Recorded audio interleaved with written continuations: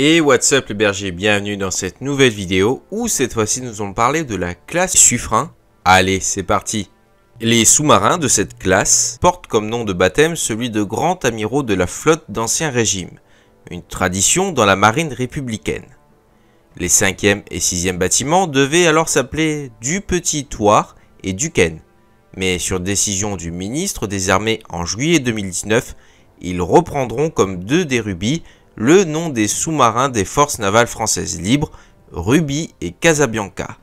Aux missions classiques des SNA, les Suffren ajoutent, grâce à leur capacité nouvelle ou supérieure, le recueil discret de renseignements, en particulier en zone littorale, la frappe sur des objectifs terrestres éloignés des côtes, frappe de précision dans la profondeur, et la projection des forces spéciales, mise en œuvre de nageurs de combat pour mener des opérations subaquatiques de longue durée et renouvelable.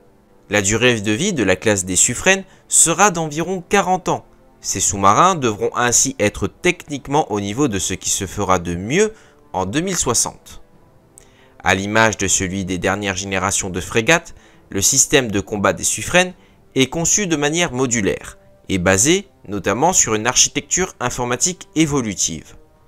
Leur conception générale anticipe autant que possible les évolutions technologiques à venir et devra faciliter leur mise à niveau successive sur un rythme décennal ainsi que leur entretien courant pendant toute leur durée de vie. Ces bâtiments sont conçus pour naviguer 9 mois par an, un de plus que les rubis, moyennant un entretien annuel de 10 semaines et un arrêt ATM tous les 10 ans. Le budget du programme Barracuda s'élève à environ 9 milliards d'euros, soit 1,55 milliard d'euros de 2023 par bâtiment. Premier de la série, le Suffren a vu sa construction débuter en 2007. Celui-ci témoigne du formidable défi technologique et industriel que représente la réalisation de tels bâtiments. Dans ce domaine, l'acquisition des compétences est un processus long et complexe, et la perte de savoir-faire constitue un risque inhérent à l'absence de tuilage des programmes qui se succèdent, comme ce sera le cas dans certains domaines entre la série des SNLE de deuxième génération, les Triomphants, et le programme Barracuda. Ainsi que, comme le rappelait le délégué général de l'armement Joël Barré devant la Commission de la Défense nationale et des Forces armées de l'Assemblée nationale en février 2018, les services étatiques et les industriels ont rencontré des difficultés liées au calendrier des SNA Barracuda. Nous avons d'ailleurs été amenés cette année à prolonger la durée de vie du Ruby jusqu'à la fin des années 2020, mais nous avons demandé aux industriels Naval Group et Technic Atom de reprendre sérieusement en main la réalisation du premier sous-marin, le Suffren. Je crois que nous pouvons être relativement confiants quant au fait que ce premier Barracuda sortira en 2020. Nous ne courons donc pas de risque d'une rupture de capacité qui serait dommageable pour la marine. Nous avons donc repris en main une situation qui était effectivement en train de dériver de manière un peu dangereuse. Traditionnellement, ce sont donc les éléments principaux des chaufferies nucléaires qui sont usinés les premiers, eu égard à leur délai de réalisation et aux normes draconiennes qui président leur industrialisation. À l'image des SNLE, les Barracuda sont les bateaux de tous les superlatifs de leur réalisation, réclamera un total de 70 millions d'heures de travail chez Naval Group et l'ensemble de ses sous-traitants. Long de 99,5 mètres, 25% de plus que les rubis, il faut le souligner, ils sont réalisés en 22 tronçons, dont l'armement interne est réalisé au maximum avant assemblage.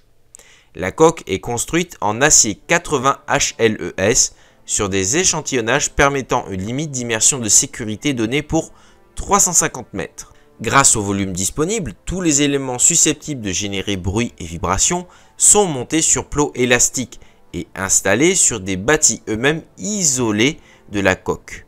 La disposition et l'agencement des équipements bénéficient d'un volume plus important que dans les rubis.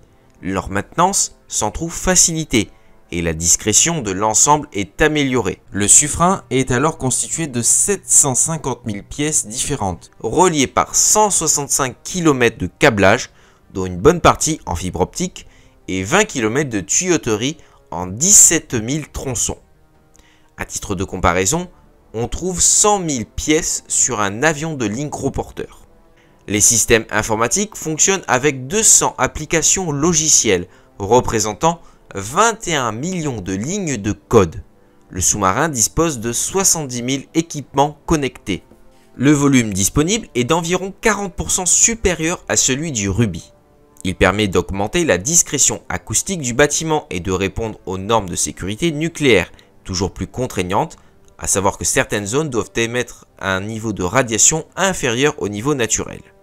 Ce volume permet également d'améliorer l'ergonomie et l'espace dédié aux locaux-vie, d'emporter plus d'armes, plus de 50%, et 2 fois plus de vivres. Ainsi, le Suffren pourra mener des missions régulières de 70 voire 90 jours, contre respectivement 45 et 60 pour le Ruby. Cependant, le Suffren demeure un sous-marin compact au regard de la taille de ses homologues britanniques ou même américains de même génération. Les Astutes britanniques déplacent ainsi 7800 tonnes en plongée pour un diamètre de coque de 11 mètres et emportent 38 armes, soit 14 de plus que les Suffrens. Maintenant passons à la propulsion. Selon l'amiral Prasuk, alors chef d'état-major de la marine, au final le Suffren et ses jumeaux seront 10 fois plus discrets que les Ruby.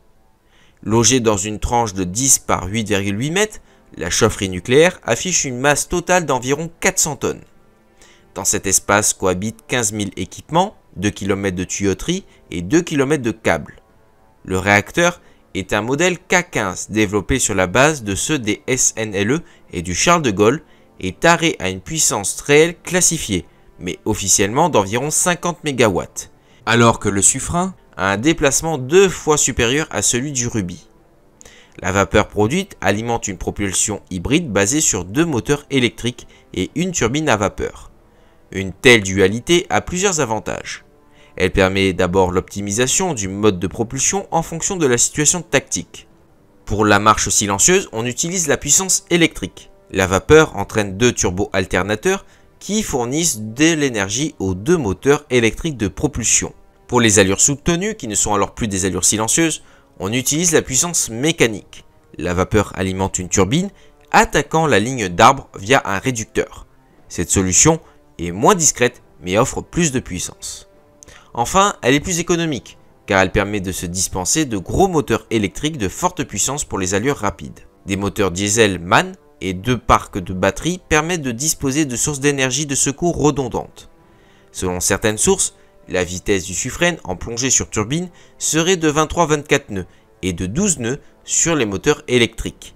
La vitesse plein silence serait 2 fois plus grande que sur les Ruby ou sur un SSK, un sous-marin classique, en propulsion anaérobie, soit par déduction environ 8 à 9 nœuds. Contrairement au Ruby, mais à la suite des SNLE de deuxième génération, les triomphants, la propulsion des Suffren est assurée par une pompe hélice qui fonctionne comme une turbine carénée. Ce système se compose alors d'un stator fixe qui oriente l'écoulement avant que celui-ci soit redressé et accéléré par un rotor multipale. La pompe hélice offre les avantages suivants. Un meilleur rendement, en ce sens qu'elle permet de minimiser les efforts générés par le sillage sur la ligne d'arbre, ainsi qu'une réduction des phénomènes vibratoires subis par les pales. La forme du rotor permet d'augmenter la raideur de celle-ci. L'appareil à gouverner innove dans 2 domaines. Les barres de plongée arrière en forme de X ou de croix Saint-André offrent une capacité de manœuvre accrue en termes de précision et de réactivité, la vitesse de giration pouvant être 30% supérieure. 4 plans mobiles étant utilisés pour manœuvrer dans n'importe quel plan, contre 2 auparavant. Cette capacité de manœuvre sera particulièrement appréciée par des petits fonds en zone littorale lors d'éventuelles opérations de dépose ou de récupération de commandos. En contrepartie, ce dispositif a nécessité la conception d'un nouvel automate de pilotage plus exigeant en matière de capacité de calcul. Les barres de plongée avant, situées sur le massif des SNLE et des Ruby, sont remplacées par des surfaces de contrôle rétractables situées à l'avant de la coque. Plus complexe et plus encombrant, ce système offre néanmoins une réduction de traînée et par là même une meilleure finesse hydrodynamique. Maintenant, nous allons passer aux senseurs détection et discrétion. La taille supérieure des senseurs, conséquence directe des plus grandes dimensions du Suffren par rapport au Ruby, permet d'augmenter les surfaces acoustiques tout en bénéficiant parallèlement de considérables améliorations dans le traitement numérique des signaux recueillis via des algorithmes particuliers, et demain d'ailleurs par l'intelligence artificielle. Les capacités de détection s'en trouvent renforcées. À l'heure actuelle, le Suffren et le Duquin 3 disposent d'une suite sonar développée à partir de l'architecture UMSS 3000 de Thales. Le sonar d'étrave cylindrique et de nouvelle génération a une taille plus importante que celui du Ruby. Il offre alors des performances améliorées par rapport au traditionnel sonar de forme sphérique, notamment dans la détection des cibles lentes, par exemple un sous-marin fonctionnant aux électriques en situation d'écoute passive. Les colonnes d'hydrophones, composées de centaines de capteurs, couvrent des bandes de fréquences plus larges. Les antennes, conformes de flancs, sont des ensembles souples, épousant la forme de la carène. Isolées de la coque épaisse, leur surface est 2 fois supérieure à celle des rubis. Les nouvelles générations de capteurs en matériaux plastiques permettent de réaliser des antennes de taille et de formes diverses. La quantité d'antennes et de capteurs entraîne l'augmentation des signaux mesurés dont la transmission vers les unités de traitement numérique s'opère désormais par fibre optique. L'utilisation de ces câbles a 3 avantages. Ils sont plus légers, leur diamètre inférieur nécessite des passages plus petits dans la coque épaisse, les flux de données transmis sont plus importants. Les Suffren disposent également d'un sonar d'évitement des mines et du relief à très haute fréquence, le MOAS, d'un sonar de navigation NUSS-2F-MK2 et d'un détecteur d'alerte sonar Velox M8. Ce dernier permet l'interception des signaux émis par les sonars actifs, les bruits acoustiques ou les autodirecteurs actifs des torpilles. Ces capteurs sont alors situés dans de petits renflements au niveau de la partie supérieure du massif et sous la coque avant. A l'origine, les Suffren ne devaient pas disposer d'antennes linéaires remorquées. Le Suffren fut mis à l'eau sans aucune installation laissant supposer un tel équipement.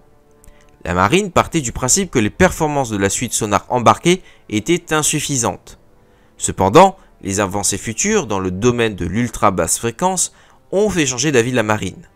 Ainsi, une option d'attente serait de doter les 3 premiers Suffren de l'antenne équipant les rubis en attendant la nouvelle génération d'ALR à technologie optique, ALRO, dont les études de conception ont débuté en 2016 dans le cadre du programme des SN3G qui sont appelés à remplacer les Triomphants.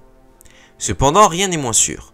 En effet, les Suffren pourraient ne pas être équipés de ce matériel jugé obsolète, au regard des performances accrues de leur suite sonar de nouvelle génération. La seule ALR qui serait acceptable sur ces sous-marins sera donc cette antenne de nouvelle génération actuellement à l'étude. Plusieurs options d'intégration de cette antenne restent à l'étude, notamment quant au fait de savoir si elle sera ou non rétractable à bord. Éternel problème de la complexité de la fiabilité du système au regard de ses avantages opérationnels. Les Suffren numéro 4, 5 et 6 seront vraisemblablement des Suffren NG, donc de nouvelle génération, intégrant dès leur neuvage la suite sonar, y compris l'ALRO, ainsi que des calculateurs et évolutions logicielles conçus dans le cadre du programme SN3G. La prochaine génération de capteurs entrera dans l'ère de l'ultra basse fréquence, autorisant des détections sur des distances encore plus grandes, sur des bruiteurs aujourd'hui encore indétectables dans cette bande de radiofréquence qui s'étend de 300 à 3000 Hz, avec une longueur d'onde de 100 à 1000 km. Les innovations technologiques envisagées pour ces différents sonars conduiront à la génération d'un volume d'informations de détection en rupture par rapport au système actuel et impliqueront la mise en œuvre d'algorithmes de traitement et de données massives et de l'intelligence artificielle. Ces évolutions seraient facilitées par la puissance électrique disponible sur les Suffren, dont le réacteur K15 est très proche de celui des SNLE. Les Suffren sont équipés de 2 mâts optroniques en titane, plus légers et compacts que les traditionnels périscopes qu'ils remplacent. Leur emprise, moins importante, permet de diminuer la taille du massif ou d'y implanter plus de capteurs. À la différence des appareils optiques traditionnels, ils sont dits non pénétrants, c'est-à-dire qu'ils ne rentrent pas dans la coque épaisse. Les caméras offrent alors une vision à 360 degrés, seules les têtes de mât, stabilisées sur 3 axes, pivotent et exécutent un tour complet en quelques secondes. Les informations de leurs divers capteurs seront transmises, là encore par fibre optique, aux unités de traitement du PCNO, où les images sont comparées automatiquement avec celles disponibles dans les banques de données embarquées. Le mât optronique de veille, MOV, Sagem série 30 est équipé d'une caméra couleur haute résolution, d'une caméra thermique travaillant dans les bandes infrarouges de 3 à 5 micromètres et 8 à 12 micromètres, d'une caméra à intensification de lumière, optimisée pour les bas niveaux de lumière, et d'une caméra de secours. Le MOV dispose également de capteurs ESM et d'une antenne GPS.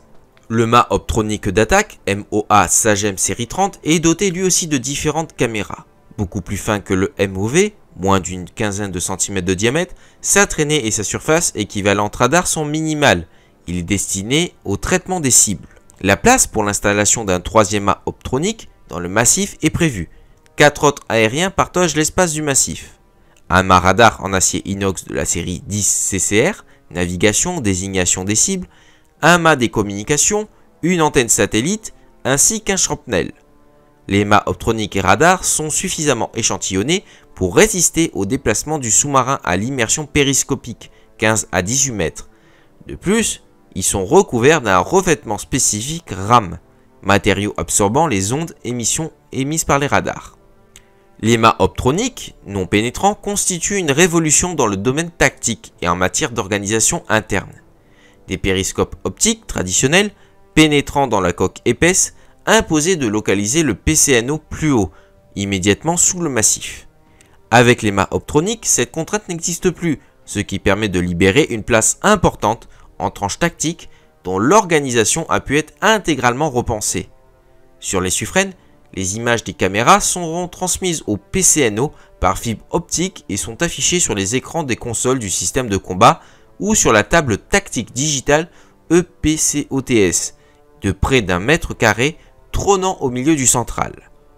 Ces images peuvent être visionnées en temps réel par plusieurs personnels, les échanges entre les différents acteurs de l'équipe de conduite étant ainsi facilités pour apprécier la situation. Le PCNO n'est donc plus installé sous le massif, mais sur l'arrière de celui-ci. La circulation des personnels et l'ergonomie des postes de travail s'en trouvent alors améliorées. Même si les suffrènes n'offrent pas l'espace d'une passerelle de frégate, on est quand même très loin de l'étroitesse des rubis. Dans le même ordre d'idées, le PC Propulsion, dédié à la gestion de la chaufferie nucléaire, de la production électrique et de la propulsion, migre des compartiments arrière vers le centre de bâtiment sous le PCNO. Ainsi, la conduite du bâtiment est concentrée dans une zone centrale, l'arrière étant désert sur 40% de la surface totale. La classe suffrène met en œuvre le système de combat commun Barracuda SNLE, commun avec les SNLE au standard du terrible. Ce très haut niveau de standardisation est une nouveauté similaire à celui du SETIS pour les frégates.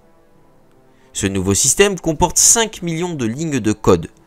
Conçu à l'image des systèmes de combat des bâtiments de surface avec des composants commerciaux COTS, il est prévu pour évoluer par modifications successives selon le principe de l'innovation incrémentale.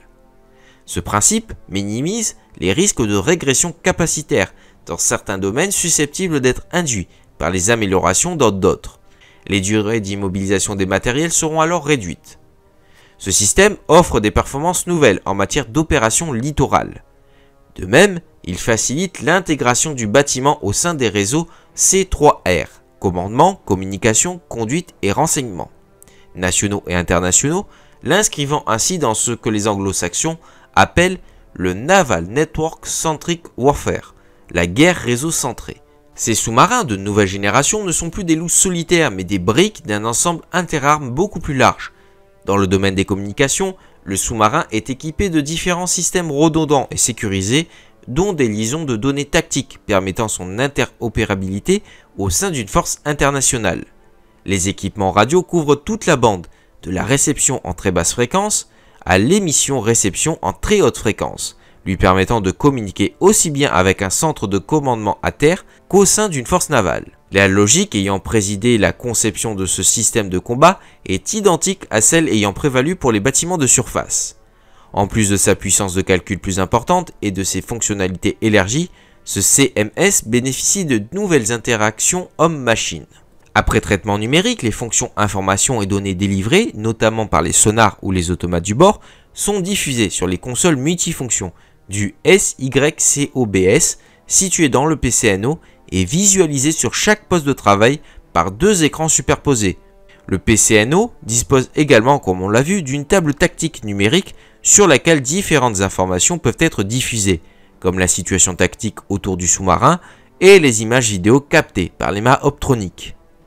L'informatique, qui gère aussi bien le système de combat que le système d'aide au commandement, et que l'ensemble des capteurs est conçu pour évoluer de standard en standard par modification de logiciels. Élément essentiel au fonctionnement du CMS, la position du bâtiment est calculée en permanence par deux centrales inertielles à gyrolaser Sigma 40 XP à recalage GPS, ou par sonar, selon le principe de l'altimètre radar en aéronautique, mais ici en comparaison avec un référentiel cartographique des fonds marins.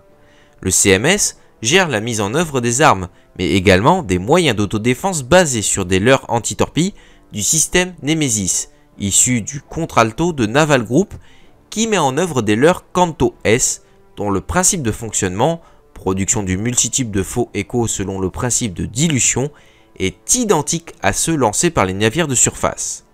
Face à la menace, le système de combat adoptera la meilleure tactique en fonction de la situation, combinant manœuvres évasives et lancement de leurres.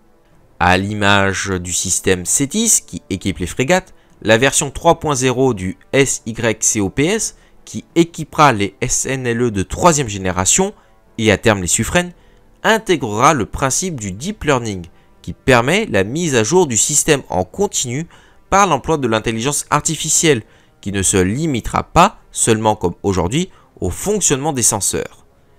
Ce système intégrera non seulement le CMS mais également le système de gestion de la plateforme. Maintenant nous allons passer à l'armement. Les Suffren disposent de 4 tubes lance-armes de 533 mm à refouloir pneumatique et emportent 25 armes, 4 dans les tubes et 20 en soute.